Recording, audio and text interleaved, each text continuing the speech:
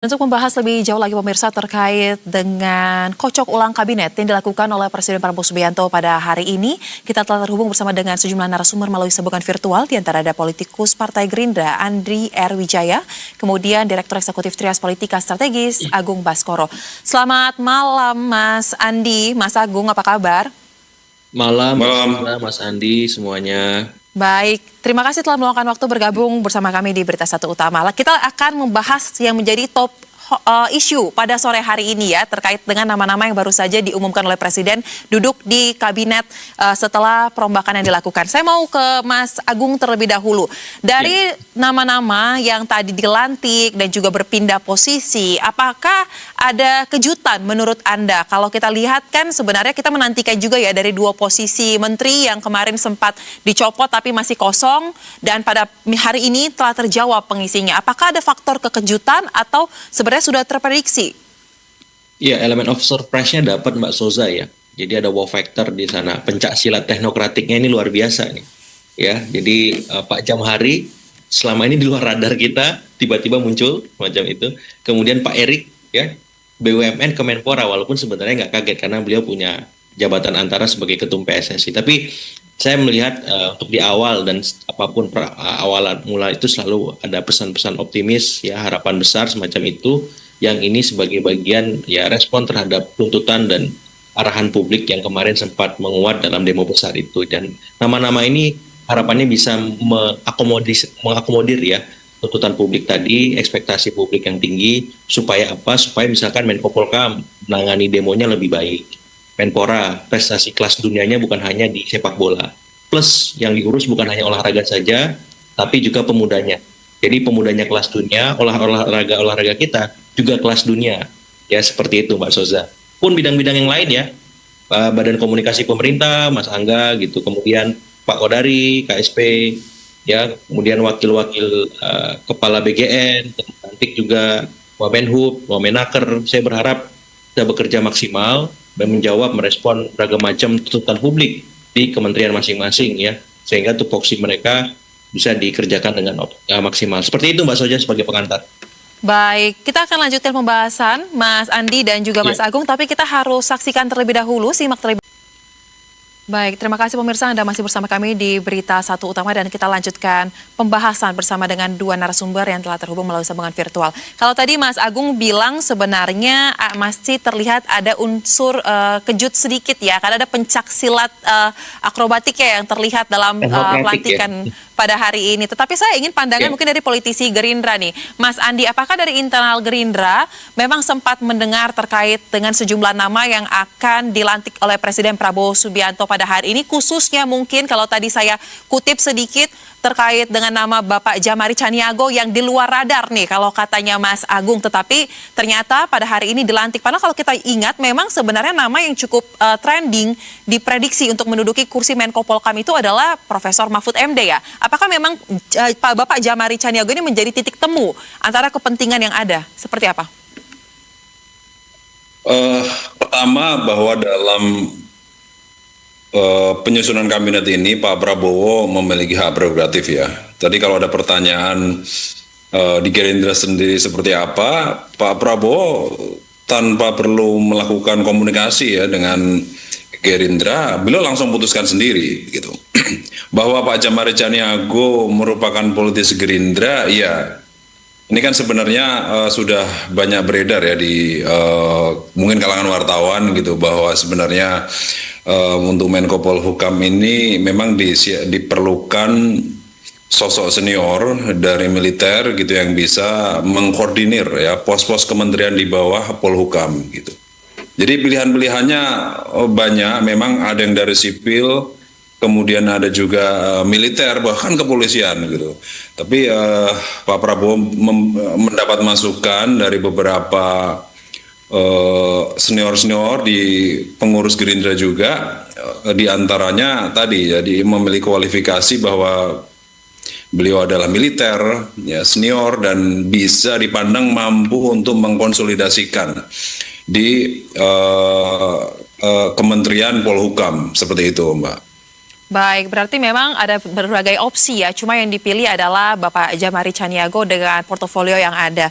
Nah, kemudian Mas Agung, kalau kita lihat lagi Ya. ada nama yang cukup menarik, ini berasal juga dari angkatan, yaitu ada Pak Doviri ya, ini mantan Wakapolri. Pertanyaan saya, kalau Ya. kita lihat dulu perombakan kabinet pada tanggal 8 September ini banyak disampaikan ini merespon apa yang terjadi terkait dengan unjuk rasa dan suara dari masyarakat. Nah, kalau kita lihat ini kan jabatan baru, penasihat presiden, bidang Kamtipnas dan juga reformasi Polri. Nah, apakah Anda melihat ini juga menjadi jawaban atau respon cepat dari presiden? Karena kan kemarin gerakan Nurani Bangsa juga menyuarakan untuk reformasi Polri. Dengan kehadiran Pak Doviri ini, apakah berarti presiden memandang serius untuk melakukan reformasi Polri tersebut? Betul Mbak Soza, karena kita tahu ini juga bagian dari arahan demo besar kemarin ya, reformasi DPR RI, reformasi kepolisian, dan sekarang tindak lanjutnya ada penasihat khusus presiden khusus ya soal Kamtipnas dan reformasi kepolisian. Dan saya nggak tahu apakah arahan tim reformasi kepolisian itu jadi atau tidak, tapi saya berharap tetap jadi sehingga ada aspirasi masyarakat sipil yang terakomodir dalam tim, kemudian ada penasihat khusus presiden soal kepolisian, sehingga dua entitas itu bisa memberikan atau melahirkan formulasi yang pas. Bagaimana reformasi itu dilakukan, dimulai dari mana, dan harus seperti apa langkah-langkahnya. Dan kita kawal secara transparan, karena kepolisian ini harus lebih baik terus-menerus, karena dia garda terdepan ya, mengawal demokrasi kita di hadapan publik seperti itu. Jadi saya mengapresiasi itu, tinggal bagaimana pengejawantahannya secara konkret, supaya apa? Supaya ini tidak sekedar hanya formalitas prosedural saja. Lembaganya sudah ada, orangnya juga, tapi hasil kerjanya gimana gitu, jangan sampai anti klimaks ya. Saya harapannya setelah ini ditunjuk Pak Doviri ya langsung taktis kerjanya kesat-set ya, bagaimana mengkondisikan ya tadi masyarakat sipil, kepolisian ya, stakeholder lain, supaya apa, supaya tampak jelas kerjanya, supaya terasa langsung ya, kepolisian yang benar-benar ya reformis, kepolisian yang lebih baik, kepolisian yang punya wajah baru, yang itu melayani, mengayomi, dan membahagiakan masyarakat. Seperti itulah kira-kira Mbak Soza. Baik, berarti harus ada parameter atau indikator yang jelas ya terkait dengan kinerja dari reformasi Polri ini. Kita harapkan ini juga segera diumumkan ya, diberitahu kepada publik agar publik sama-sama bisa memantau terkait dengan hal tersebut. Nah, kemudian kita lihat lagi dalam perombakan kabinet pada hari ini ada yang cukup menarik juga, yaitu di mana kita tahu Pak Kodari ini dilantik menjadi kepala staf presiden, naik ya dari wakil menjadi kepala staf. Kemudian juga Anggaraka Prabowo rangkap jabatan. Kalau tadi diprediksi sebelum pelantikan menjadi kepala PCO, ternyata menjadi Kepala Badan Komunikasi Pemerintah. Saya mau ke Mas Agung dulu. Mas Agung, kalau kita lihat dari dua posisi ini dan dua-duanya diisi oleh orang yang kita percaya ya mumpuni, apalagi Anggaraka Prabowo merupakan orang dekat juga oleh Presiden Prabowo Subianto. Masalah apa sebenarnya yang kira-kira melatar belakangi kenapa Presiden melakukan perombakan di bidang ini? Apakah memang sudah menemukan yang menjadi benang kusut dari komunikasi yang terjadi selama ini sehingga dipilihlah orang-orang ini, atau apa mungkin analisa Anda?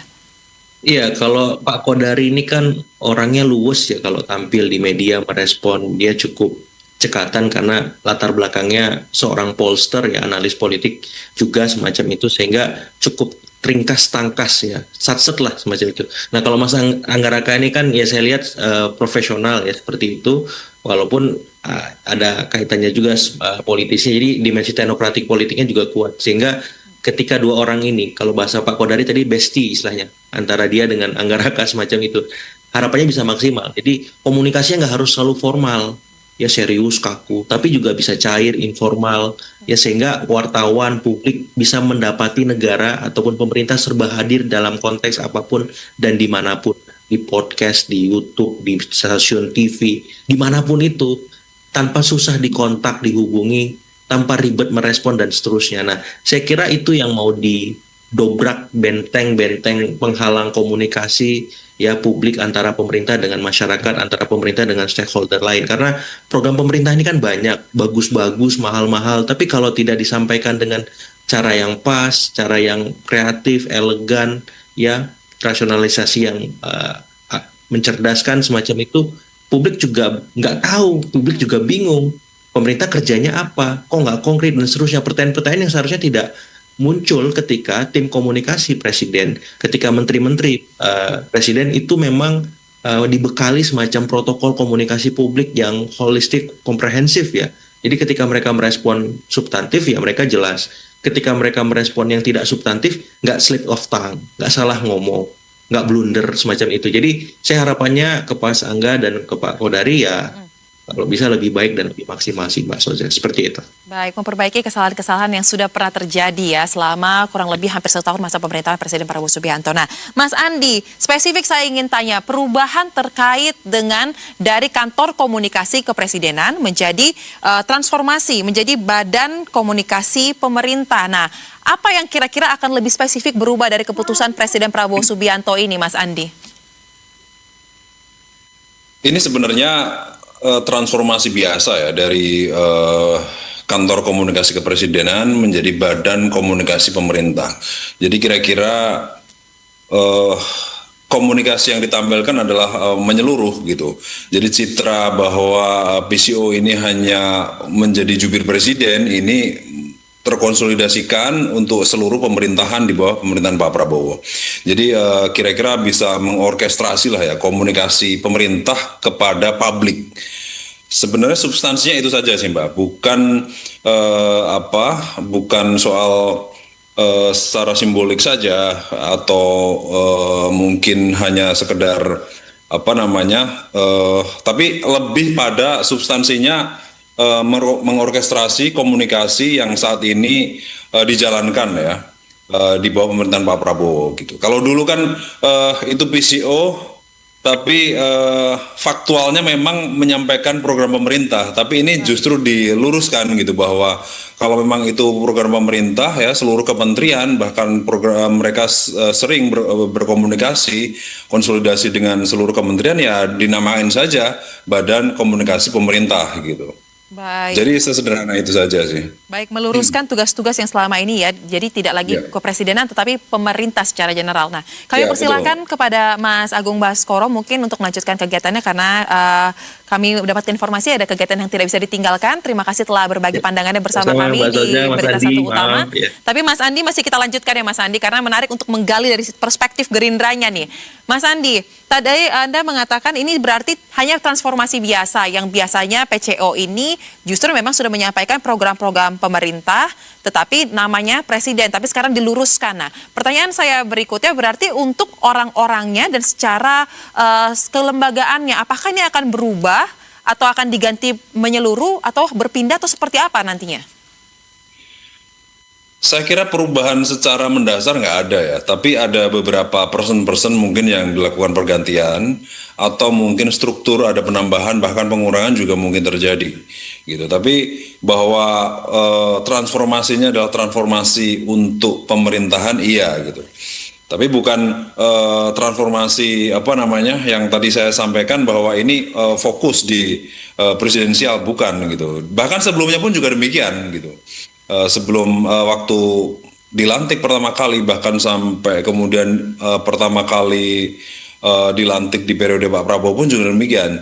PCO ini menyampaikan program-program pemerintah di bawah kepemimpinan Pak Prabowo ke publik gitu. Jadi ya sekalian aja diluruskan gitu agar lebih selaras, namanya pun juga tidak tersentral hanya komunikasi presiden saja. Jadi substansinya itu sih Mbak. Lalu untuk pemilihan sosok kepala badannya, Mas Angga Raka Prabowo, apakah ini akan seterusnya dijabat oleh beliau dalam waktu yang jangka panjang atau hanya untuk sementara waktu? Karena kan kita tahu ya, Mas Angga juga menjabat sebagai Wakil Menteri Komdigi. Apakah ini tidak akan menyulitkan kerja beliau dari posisi sebelumnya atau justru akan semakin bisa berjalan beriringan? Justru sebenarnya secara kompetensi Mas Angga lebih berkompeten kalau membidangi komunikasi. Gitu. Jadi kalau di kementerian ini kan aspeknya lebih luas ya. Kami melihat Mas Angga ini bahkan secara faktual kemarin yang mengatur komunikasi atau program-program dengan jurnalis di Hambalang itu juga Mas Angga gitu. Dan beberapa advice terkait dengan pola komunikasi presiden Mas Angga justru malah sering lakukan gitu. Jadi ini justru Mas Angga kalau posisinya di Badan Komunikasi Pemerintah sangat tepat dibanding di eh, Wamenkomdigi ya, yang tadi saya bilang aspeknya sangat luas. Jadi yang diurus ini kira-kira sangat banyak gitu ya, lebih luas. Bahwa ke depan apakah akan permanen? Menurut kami nanti akan permanen, Mas Angga, di Badan Komunikasi Pemerintah. Itu yang sebenarnya malah menjadi fokus Mas Angga untuk melakukan kerja-kerja komunikasi pemerintahan ya, Pak ya. Jadi kalau melihat backbone-nya justru lebih kuat, ya, lebih kuat di Badan Komunikasi Pemerintah dibanding di Baik. Komdiki, seperti itu. Baik, sesuai dengan kapabilitas dari beliau ya, makanya sudah tepat Betul. untuk menjadi Kepala Badan Pemerintah. Nah, kalau kita lihat di tanggal 8 September lalu ya, Mas Andi, ini boleh dikoreksi jika saya mendapatkan informasi yang salah, tapi kalau tidak salah di hari itu setelah adanya perombakan yang dilakukan oleh Presiden Prabowo Subianto, pada malam harinya seluruh kader Gerindra ini diminta untuk berkumpul. Ada konsolidasi internal kalau tidak salah yang dilakukan pada jam 8 malam di Kertanegara. Nah, apakah untuk kali ini memang tidak ada atau akan dipindah ke hari lain, dan apa yang membuat berbeda dengan ocok ulang kabinet yang dilakukan pada tanggal 8 September lalu? Oh, begini, sebenarnya tidak ada hubungan antara reshuffle kabinet dengan Pak Prabowo mengumpulkan kader Gerindra di parlemen. Jadi sebenarnya itu karena momentumnya sama, bareng saja sih Mbak, gitu. Di reshuffle ini juga nggak ada pertemuan anggota parlemen dari Gerindra ya yang dikumpulkan Pak Prabowo gitu.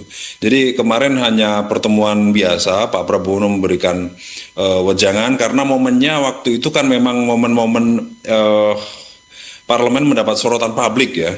Dan secara formal Pak Prabowo baru bisa komunikasi itu ya saat itu saja gitu.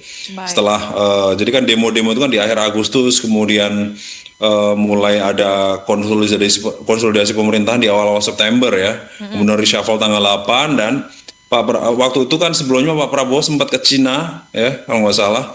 Jadi baru ada waktu secara resmi untuk menyampaikan arahan, memberikan nasihat, wejangan baru di tanggal 8 September itu gitu. Baik. Gitu. Jadi itu saja sih Mbak, nggak ada hubungannya reshuffle dengan Pak Prabowo memberikan arahan parlemen Gerindra ya. Baik, kebetulan saja momennya bertepatan ya, jadi tidak ada kaitannya memang. Nah, kemudian Mas terakhir mungkin kita lihat bahwa pada hari ini reshuffle yang dilakukan ada satu kursi menteri yang masih kosong ya, itu Menteri BUMN. Nah, apakah artinya informasi yang beredar di internal Gerindra juga saat ini kemungkinan dalam waktu dekat akan ada reshuffle berikutnya lagi yang akan dilakukan untuk mengisi pos-pos yang kosong atau untuk mengkocok ulang nama-nama yang sudah mengisi dan diganti dengan orang-orang yang lain? Informasinya seperti apa, Mas? Sebelumnya begini ya, terkait dengan Kementerian BUMN ini kan fokus negara atau pemerintahan Pak Prabowo ini adalah mengkonsolidasikan BUMN yang saat ini ada ya dengan gerakannya yang lebih mengedepankan investasi begitu. Makanya di Danantara itu ada di bidang investmentnya gitu, selain untuk operasionalnya. Jadi ada Danantara Asset Management sama Danantara Investment ya. Baik. Jadi yang kedua inilah sebenarnya yang lebih dikedepankan. Nah, Kementerian BUMN ini sebenarnya dalam rangka transisi saja. Ya, dari Kementerian BUMN yang dulu, seluruh saham BUMN itu berada di bawah naungan Kementerian BUMN. Nah, sekarang waktu saat berpindah ke Danantara ini, negara hanya memegang 1% saja, saham Dwi Warna saja. Jadi ini yang nanti akan menjadi masa-masa transisi ya. Apakah nanti akan diisi secara definitif atau enggak? Sampai sekarang saya belum mendapatkan informasi. Tapi melihat dari skema yang ada ya, Pak Prabowo membentuk Danantara, kemungkinan Kementerian BUMN ke depan tidak ada atau akan dibubarkan. Baik. Tapi bisa jadi nanti untuk mengisi kekosongan ini akan diisi sementara. Seperti itu, Mbak. Baik, tetapi yang pasti adalah keputusan itu hanya ada di kantongnya Presiden Prabowo Subianto ya. Kita akan nantikan bagaimana babak berikutnya. Terima kasih Mas Andi Wijaya, politikus Gerindra, telah berbagi informasi dan pandangan bersama kami. Dan sebelumnya ada Mas Agung Baskoro, pengamat politik. Selamat kembali melanjutkan aktivitas. Salam sehat.